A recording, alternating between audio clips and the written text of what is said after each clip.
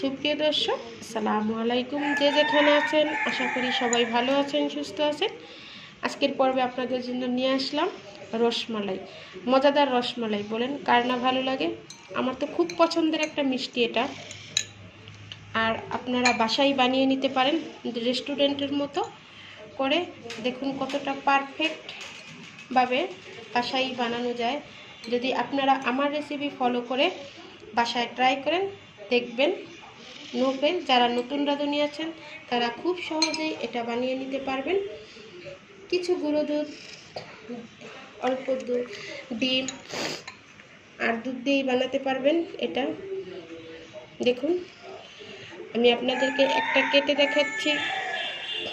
এই যে দেখুন ভিতরটা কতটা লোভনীয় হয়েছে।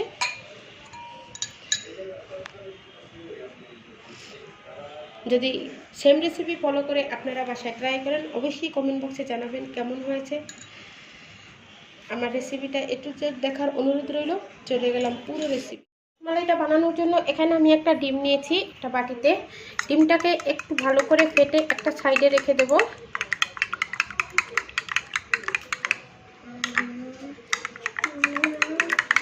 খুব ভালো করে ফেটে নিতে হবে। ফেটে নিয়েছি। এখন এখানে নিয়ে নিব আমি ভর্তি করে হাফ কাপ গুঁড়ো দুধ। এটাকে ফুল ক্রিম দুধ নিয়েছি। এখানে আমি দিয়ে দিলাম 1 টেবিল চামচের 4 ভাগের 1 ভাগ দিয়ে দিলাম আমি বেকিং পাউডার। দিয়ে দিব ঘি,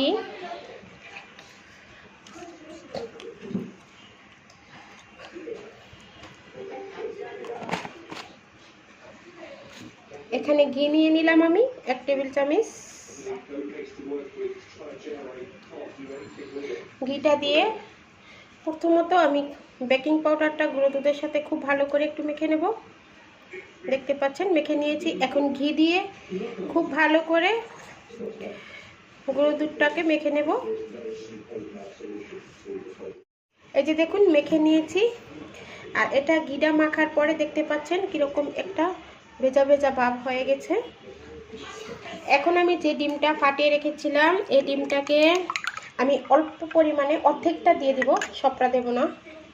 এই যে দেখুন অল্প একটু দিয়েছি। দিয়ে এখন খুব ভালো করে ডিমটা এটার সাথে মেখে নেব। ডোটা কিন্তু একদম নরম হবে, শক্ত হবে না। এই যে দেখুন মেখে নিয়েছি, তবে এটা একদম নরম। দেখতে পাচ্ছেন আমি একটা ডিমের অর্ধেক দিয়েছি, পুরোটা ডিম লাগেনি। যদি আপনারা 1 কাপ দুধ দিয়ে বানান তাহলে কিন্তু পুরোটা লাগবে। এই যে দেখতে পাচ্ছেন একদম নরম। তবে এটা ভয়ের কোনো কারণ নেই। এটাকে আমি একটা সাইডে এখন রেখে দেব 10 মিনিটের জন্য। আপনারা চাইলে এটাকে প্লাস্টিক র্যাপার দিয়ে পেঁচিয়েও রেখে দিতে পারেন, তবে আমি 10 মিনিটের জন্য আর প্লাস্টিক র্যাপার দিয়ে পেঁচাবো না।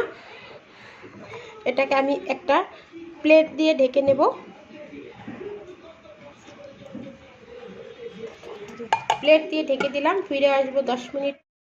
ফিরে এলাম 10 মিনিট পরে। দেখি আমার ডোটার কী অবস্থা। দেখুন ডোটা কিন্তু শক্ত হয়ে গেছে। এখন হাতে একটু ঘি মেখে নিব আমি।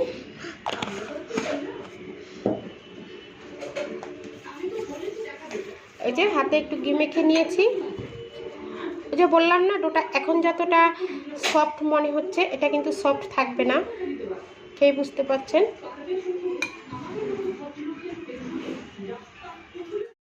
এখন এখানে একটা আমি চামিচ নিয়েছি। এই চামিচের সাহায্যে আপনারা চাইলে হাতের আন্দাজেও বানাতে পারেন, তবে আমি চামিচের মাপে আজকে বানাবো রসমালাইটা। এখন হাতের সাহায্যে খুব ছোট করে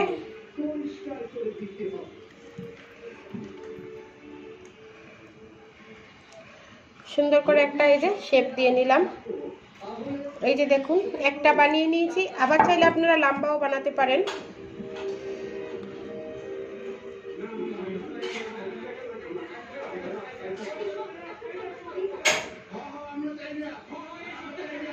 এই যে দেখুন লম্বা করে বানিয়ে নিয়েছি।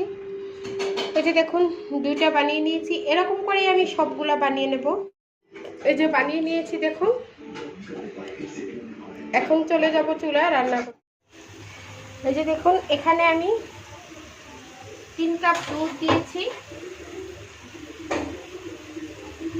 লিকুইড মিল্ক দিয়ে দিলাম গরুর। এখন এখানে দিয়ে দিব আমি 1/4 কাপ চিনি,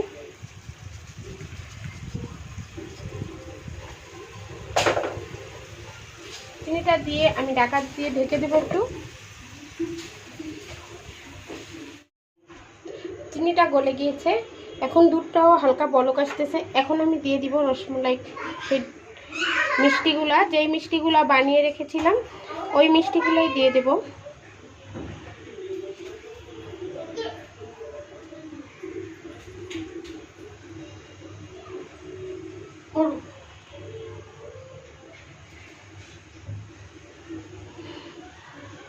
মিষ্টিটা দিয়ে এখন আমি ঢাকনা দিয়ে ঢেকে দেব।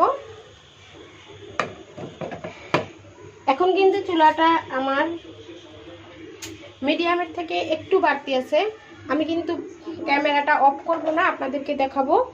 এই যে দেখুন এটা বলক আসতেছে, আমি একটু একটু করে উঠিয়ে দিব, তা না হলে যে মালাইটা হবে দুধের, ওই মালাইটা ঢাকনায় লেগে যাবে।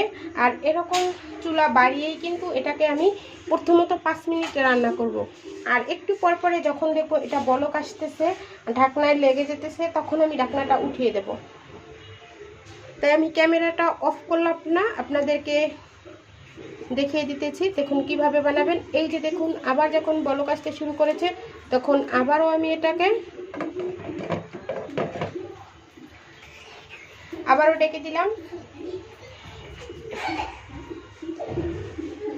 আবারও কিন্তু বলক আসতে শুরু করেছে।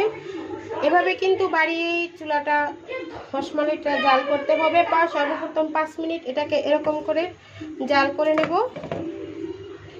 এই যে দেখুন ঢাকনা দিয়ে আমি এটাকে 5 মিনিট জাল করে নিছি। এখন ঢাকনাটা উঠিয়ে আমি এটাকে আরও 5 মিনিট জাল করে নেব। আর দেখেই বুঝতে পারছেন মিষ্টিগুলো কত বড় হয়ে গেছে।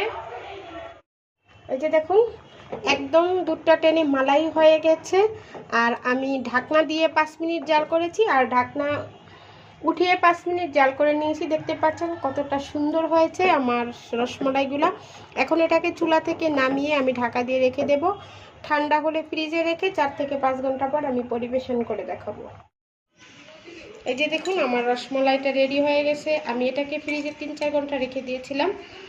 এখন দেখুন এটা কতটা বড় বড় হয়ে গেছে এগুলা। আর মালাইটা দেখেই বুঝতে পারছেন আমি উপরে কিছুটা কাঠবাদাম কুচি দিয়েছি। আপনারা চাইলে পেস্তা বাদাম কুচিও দিতে পারেন বা এভাবেও পরিবেশন করতে পারেন। দেখলেন তো কত সহজে বাসায় বানিয়ে নিলাম মজাদার রসমালাই। আর এতটা সফট এটা। এই যে দেখুন আমি একটা আপনাদেরকে কেটে দেখাচ্ছি, ভিতরটা দেখুন কতটা লোভনীয় হয়েছে। আশা করি আজকের রেসিপি আপনাদের কাছে ভালো লেগেছে। সেম রেসিপি দেখে আপনারা সেমভাবে বানাতে পারবেন। যদি রেসিপি ভালো লেগে থাকে তাহলে আপনারা আমার চ্যানেলটা সাবস্ক্রাইব করবেন, পাশে থাকা বেল আইকনটা ক্লিক করে নেবেন। আর যদি রেসিপি ভালো লেগে থাকে তাহলে একটা লাইক দিয়ে দিবেন। আর যারা ফেসবুক থেকে দেখছেন তারা অবশ্যই বেশি বেশি করে শেয়ার করবেন। আজকে এই পর্যন্তই। সবাই ভালো থাকবেন, সুস্থ থাকবেন। আল্লাহ হাফেজ।